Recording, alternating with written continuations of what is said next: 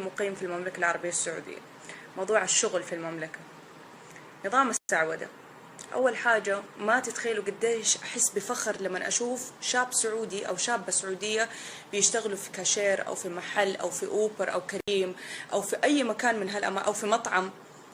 صدق ترى الشغل مو عيب، ومن يعني ما لما أنا كنت في أمريكا ما شفت عيب إنه واحد أمريكي بيشتغل في ستاربكس. يا جماعة ترى جدا الموضوع جدا طبيعي. موضوع الشغل ترى مو لازم الواحد يمسك منصب عالي فوق يعني على طول. ما يعني هذه قصة شخصيا حصلت معايا أنا. مرة وأنا في أمريكا طلبت أوبر، وجاتني واحدة بنت سيارتها مرة فخمة.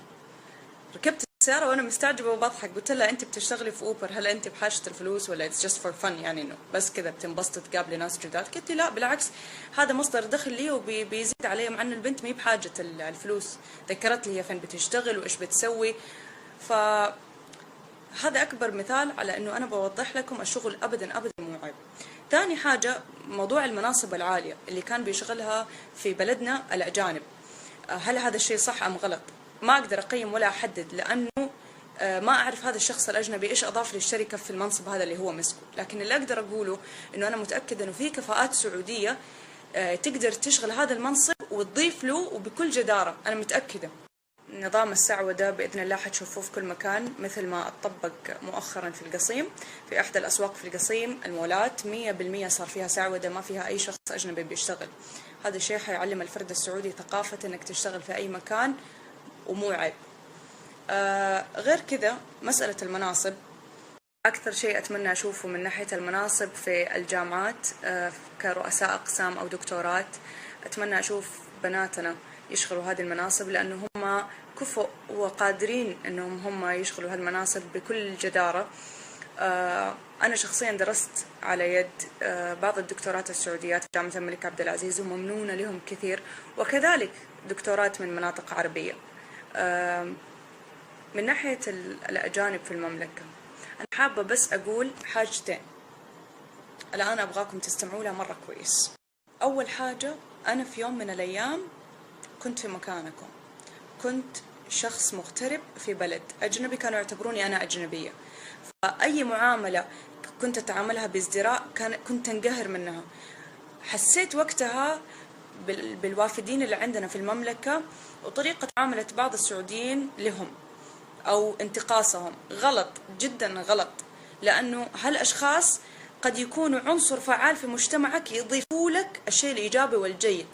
الشيء الثاني اللي حابة أضيفه تواجد الأجانب في المملكة العربية السعودية ونظرة الرؤية، رؤية 2030 لهالشيء.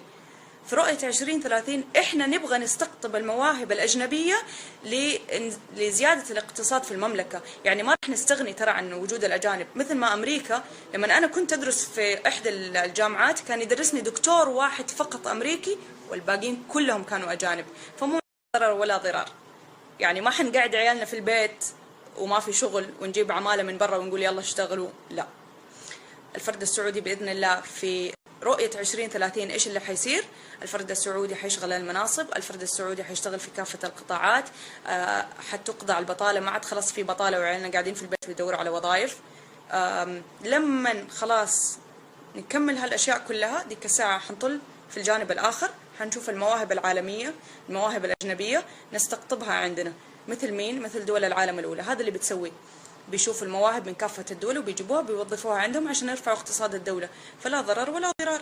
يعني حدث العاقل بما يعقل، ما راح تصير ما في ولا أجنبي يشتغل في البلد، لا، يعني طبيعي عادي. وهذه رسالة مني لكل شخص مقيم في المملكة العربية السعودية وكل شخص يحب السعودية. أول شيء شكرا لكم، من جد شكرا على مشاعركم الطيبة ودعواتكم لنا ويعني ولائكم وانتمائكم للأرض اللي أنتم فيها هذه. وحابة أقول لكم إنه خاصة إحنا الشباب ترى حاسين فيكم كثير، لأنه إحنا في يوم من الأيام كنا مغتربين لما كل فرد فينا كان يدرس، لأني أكاد أجزم إنه كل بيتين في السعودية أكيد كان في شخص مبتعث أو مغترب برا، فحسينا بمعاناة الشخص الأجنبي لما يكون عايش في بلد غريب وبعيد عن أهله. فإحنا حابين نشكركم وشاكرين لكم وممنونين لكل خدماتكم ونتمنى. بالنسبة لأحباء السعوديين والسعوديات، أنا متأكدة أغلبكم الآن حيدخل علي يقول لي أنا معاي شهادة ماجستير، دكتوراه، بكالوريوس، ولا الحين ما توظفت ولا اشتغلت، أنا عاطلة. أنا في يوم من الأيام كنت عاطلة، فلا تتخيلوا أن أنا قاعدة أتكلم من قوقعة مختلفة وبلورة مختلفة تماما، وماني حاسة فيكم. I've been there، حاسة فاهمة. لكن اللي أنصحكم فيه، لا توقفوا عن البحث، استمر في البحث، استمر في البحث. حيجي يوم وتجيك الفرصة اللي أنت تبغاها، وحتلاقي المكان اللي أنت تستاهله. أبويا كان دائما يقول لي كلمة: من طالت همته طال همه. فعادي، إذا البني آدم اتضايق اليوم بإذن الله بكرة الفرج. وشكرا، وتصبحوا على خير.